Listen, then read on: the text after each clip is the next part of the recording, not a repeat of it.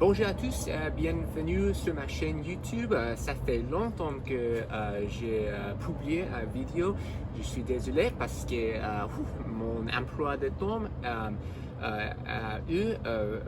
était vraiment chargé, donc pardonnez-moi, mais ne vous inquiétez pas, je suis de retour et aujourd'hui je suis de retour avec le HK UMP.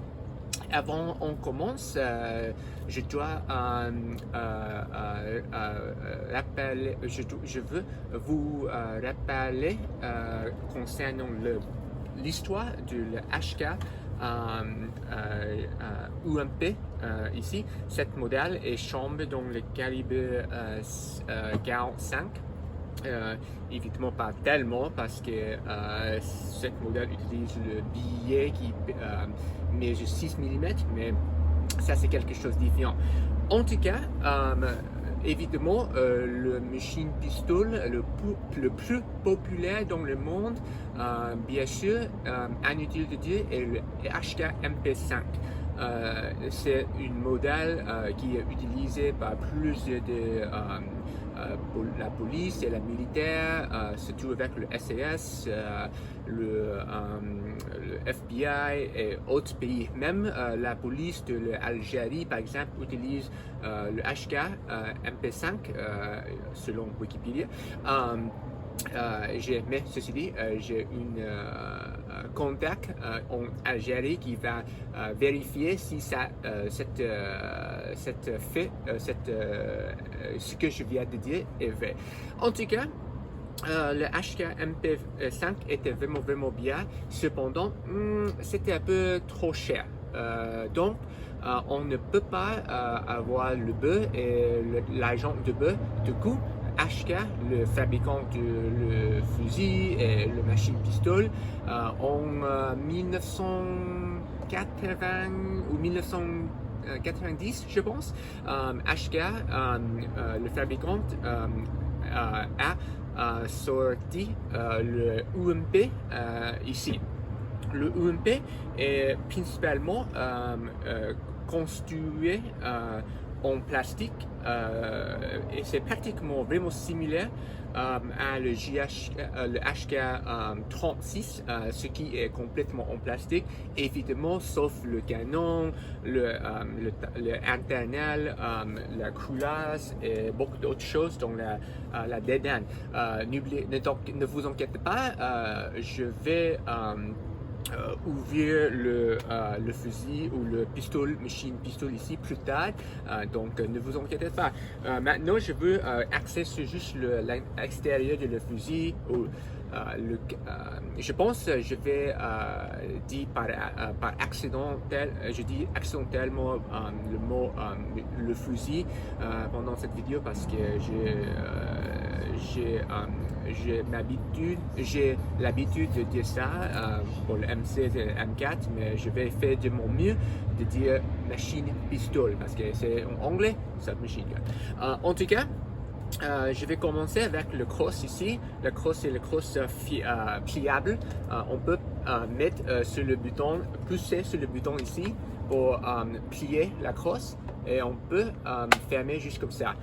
Faites attention, cette crosse n'est pas vraiment serré quand il est fermé juste comme ça, donc on ne peut pas apporter par la crosse ici, voilà. Donc faites attention. En revanche, le crosse pour le SIG JHK 553 ici est beaucoup plus facile pour plier, mais quand tu fermes complètement comme ça, tu peux apporter par le crosse parce que le serrure ou le lock ici est vraiment dur et solide sur cette modèle. Donc à mon avis, en bref, le crosse sur le SIG 553 est beaucoup plus meilleur par rapport au celle de HK UMP. Mais n'empêche, c'est vraiment compact et c'est vraiment, je trouve que c'est très bien pour avoir une crosse pliable. Juste une remarque, le croix ici, quand le crosse est plié, c'est vraiment très chaud. Donc faites attention parce que tu peux blesser la main si tu accidentellement gratter la main contre le point ici. Donc faites attention. Cependant, quand le crosse est ouvert, juste comme ça, pas de problème. C'est vraiment solide, donc c'est très bien. En termes de le matériau ou le polymère, c'est vraiment qualité. C'est vraiment léger, évidemment, parce que c'est en plastique, pas la plupart, mais je trouve que c'est pas mal. Maintenant, oh, j'ai oublié, dans le boîte, voici le boîte pour le machine pistol, et c'est très bien. À mon avis, je trouve que ce n'est pas vraiment nécessaire pour avoir ou recevoir le pistolet ou le fusil dans la boîte qui est très joli comme ça, bien que je reconnais que l'entreprise ou le fabricant a fait beaucoup d'efforts supplémentaires pour créer ou pour dessiner une boîte juste comme ça ici. À mon avis, je n'en vois pas l'utilité. Donc, c'est juste pour quelque chose, juste pour la vidéo, mais ce n'est pas important. Ce qui, à mon avis, le plus important chose, bien sûr, est la qualité de le produit. Donc, il y a beaucoup de choses on peut attacher sur le garde-main ici.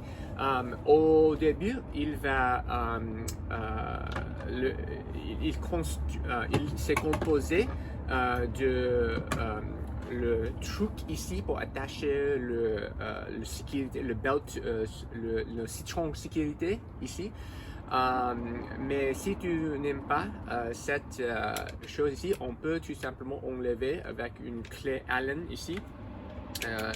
Pour enlever, désolé, laissez-moi prendre, desserrer, voilà. Parce que ce que je trouve que le plus impressionnant avec cette modèle c'est polyvalent. Autrement dit, on peut attacher beaucoup d'accessoires ou beaucoup d'autres choses sur cette part ici, ou si vous préférez une modèle qui est vraiment plein, vous pouvez tout simplement l'utiliser juste comme ça ici. Mais laissez-moi faire une démonstration pour expliquer ce que je veux dire. Si tu veux attacher par exemple une poignée supplémentaire ici, on peut attacher avec le rail qui est inclus avec le machine pistol ici. Il y a 3 de rails qui mesurent à peu près 3 pouces ici. On peut attacher sur le côté droit et le côté gauche ici, et bien sûr il y a un point supplémentaire ici pour attacher juste comme ici. Donc ça s'explique pourquoi il y a de trous. Le trou ici, ça c'est où le viseur va être serré. Et bien sûr, j'ai complètement oublié, il y a troisième quatrième rail ici sur le haut de le fusil ou le machine pistol. Évidemment, j'utilise un couvercle maintenant pour protéger les mains. C'est du caoutchouc,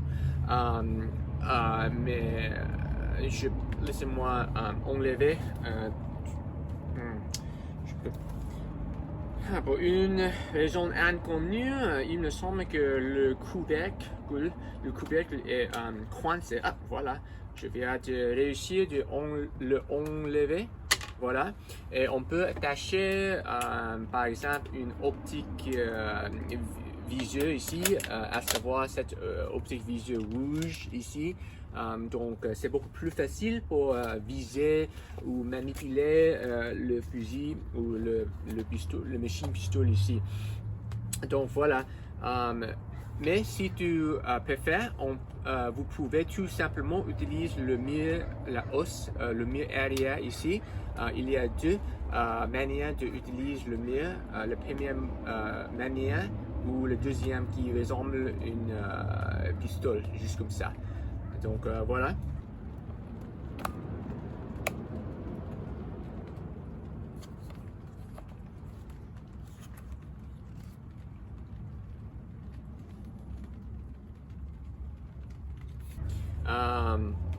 En termes de...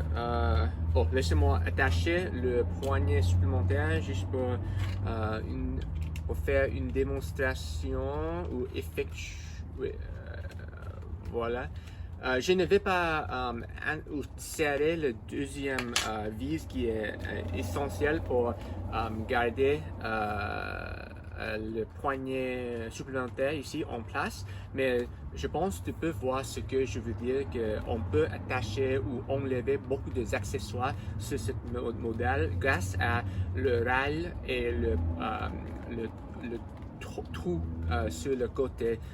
Donc voilà, c'est beaucoup facile. Moi, personnellement, je trouve que cette poignée supplémentaire est un peu trop grand et ce n'est pas vraiment pratique quand j'utilise dans l'espace fermé. Donc moi, je préfère d'utiliser RIA, juste comme ça. Donc voilà. Le chargeur est vraiment difficile pour remplir, je pense, parce que c'est un peu trop nouvelle maintenant, nouveau maintenant. Donc je recommande que vous rempliez en plein avec 25 coups ou 25 billets à savoir, pour être exact, et laissez cette charge dans la chambre pendant plusieurs jours pour user le ressort dans le chargeur juste un peu petit. Du coup, comme ça, il va être beaucoup plus facile pour remplir le chargeur la prochaine fois. Je vais remplir, ou je vais faire une démonstration comment remplir le chargeur ici avec à peu près 25 coupes de charge de billes. Mais c'est vraiment c'est un peu difficile pour faire ça parce que c'est le ressort dans le chargeur est vraiment dur. Et juste une remarque, la fenêtre ici qui est censée indiquer le nombre de coupes ou balles ou billets qui restent dans le chargeur ne fonctionne pas. Donc c'est juste pour...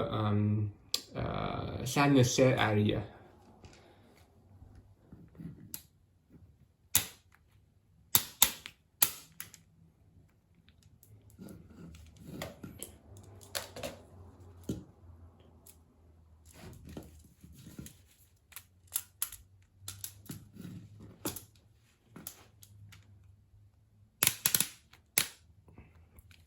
Voilà. Donc, je peux... C'est vraiment difficile pour remplir avec plus que 25 coupes. Je pense 25 techniquement n'est pas le maximal, mais c'est vraiment dur pour déplacer cette limite, comme tu peux voir maintenant. Donc voilà, je pense que c'est tout pour cette charge. Donc c'est ça. Donc voilà. Donc le marquage. Donc c'est ça. Je peux voir comme ça. Il y a 3 positions. mais je pense que c'est très cool. C'est ça. Donc, c'est un peu lourd, désolé, pas lourd, mais c'est vraiment léger. Mais je pense en termes de le son, il fait beaucoup de bruit maintenant. Donc, je pense c'est ça.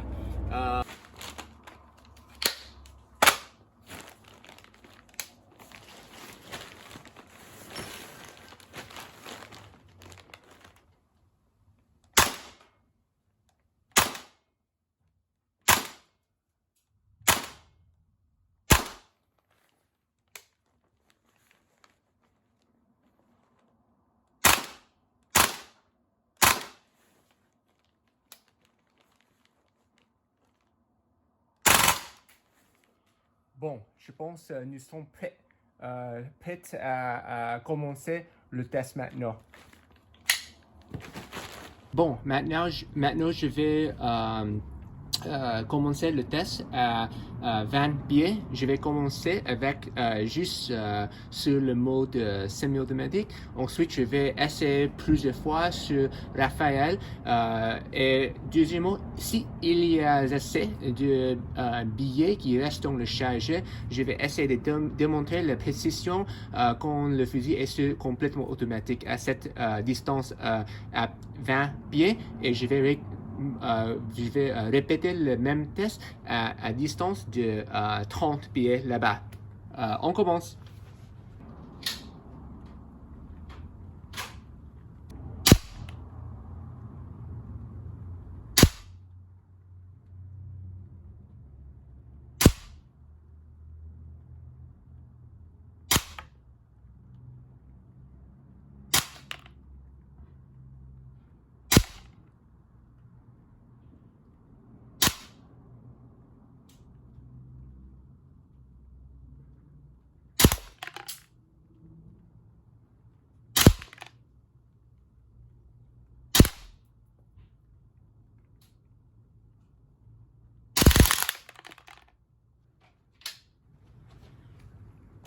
Voilà.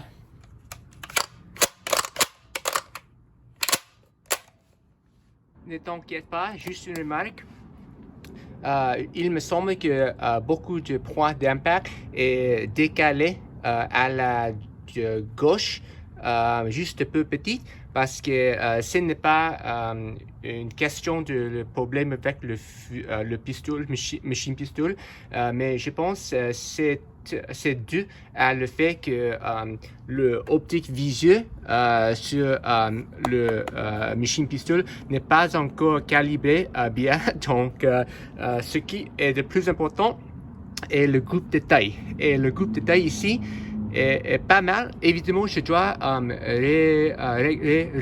regarder cette vidéo pour voir le groupe de taille sur semi-automatique, parce que ça c'est le plus important pour comprendre le résultat de ce test. Donc voilà.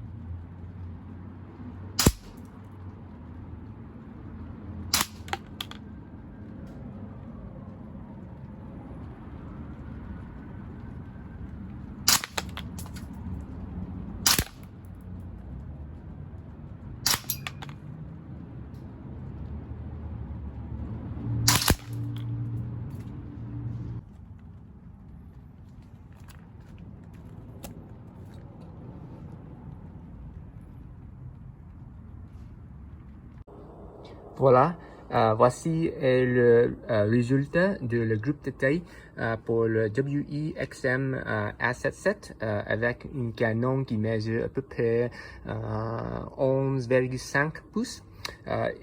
Juste pour être clair, j'ai tiré le fusil ici sur semi-automatique seulement. Donc voilà, le groupe de taille est vraiment bien. Ensuite, voici le résultat. Voici le résultat du VFC XM77 à la même distance, 20 pieds.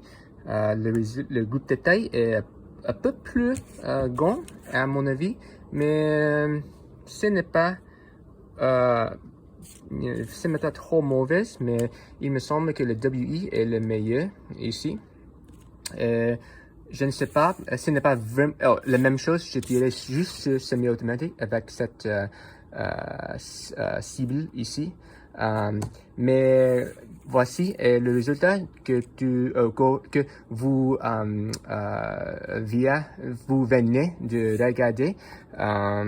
Donc c'est vraiment beaucoup plus grand, mais juste pour être clair, évidemment, je tirais sur Raphaël et sur automatique plusieurs fois, donc je dois revisiter le résultat quand je tire juste semi-automatique pour comparer les différences en termes de groupe de taille. Et voilà le résultat de l'impact ou le UMP à 30 pieds ici. Donc voilà, le groupe de taille, c'est ça.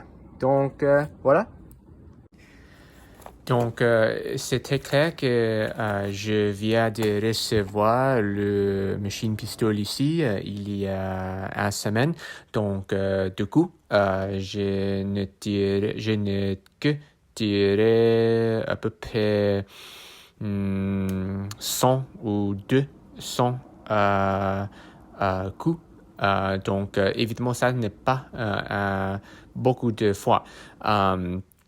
Donc, mais ceci dit, j'ai trouvé le premier problème avec cette modèle qu'on après environ 200 coups, le vis dans le bâton ici qui est censé tenir le ressort en place était relâché.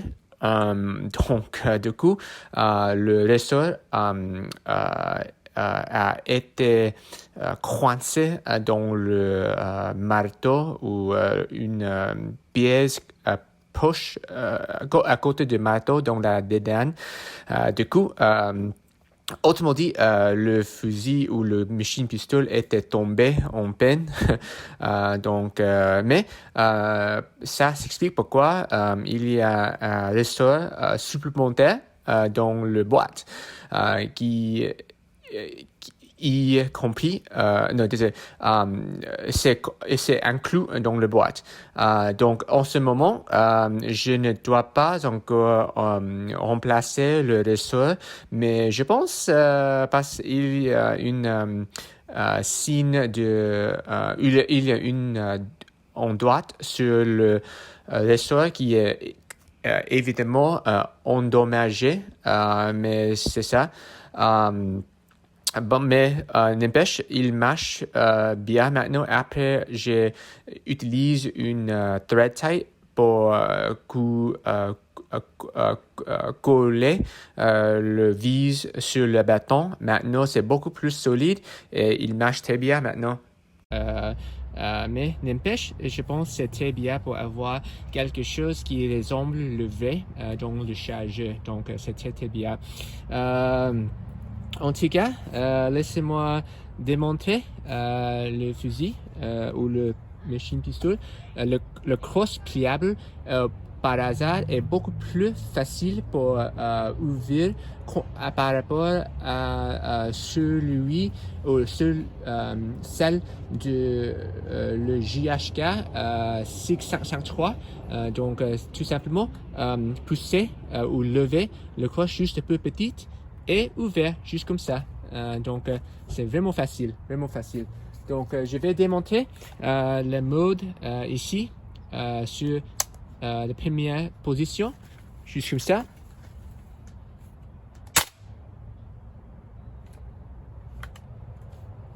Oh, pardon.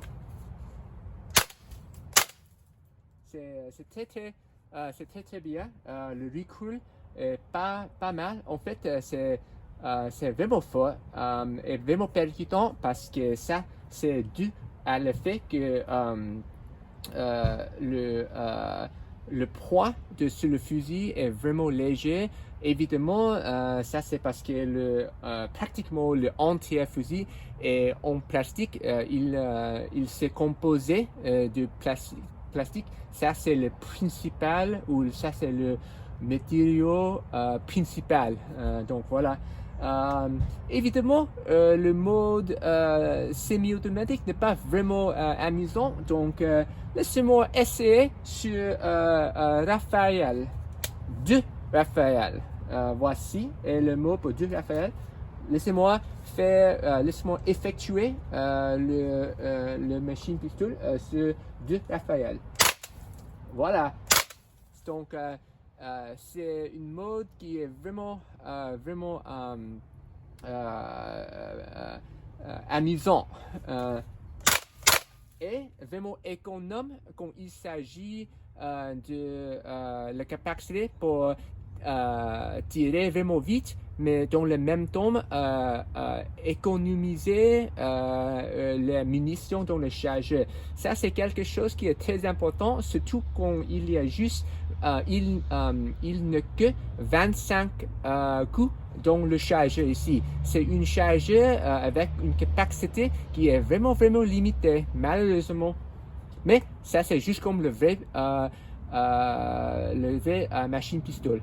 Donc laissez-moi démontrer la dernière position quand je viens, parce que je viens de mettre le tir de sélecteur sur complètement automatique. Voilà, donc juste comme ça, c'est complètement vide et la culasse est verrouillée juste comme ça. Donc maintenant, je pense que je dois remplir le chargeur ici encore avec un autre 25 coupes. Donc c'est vraiment bien, vraiment économe quand il s'agit de l'usage du gaz dans cette modèle. Donc c'est très bien. Je pense que c'est tout pour maintenant, parce que c'est aujourd'hui le but de cette vidéo, l'objectif de cette vidéo est juste pour faire une démonstration et pour expliquer l'extérieur de le fusil ou de la machine pistol. C'est rien quelque chose de sérieux ou plus profond. Ça c'est pour une autre vidéo. À la prochaine tout le monde.